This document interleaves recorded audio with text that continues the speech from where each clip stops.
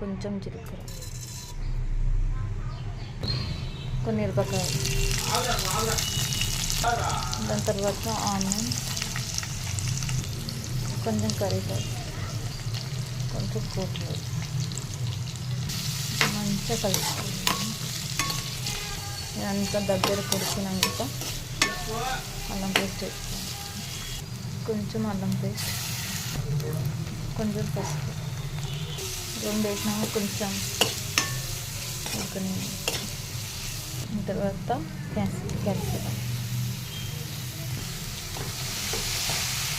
Capsicum తర్వాత tomato రెండు mix చేసి మంచిగా ఉడకదు.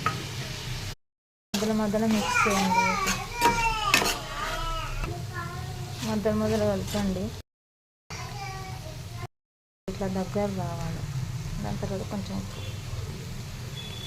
ఉప్పు కొంచెం టేస్ట్ కోసం కొంచెం ధనియాల పౌడర్,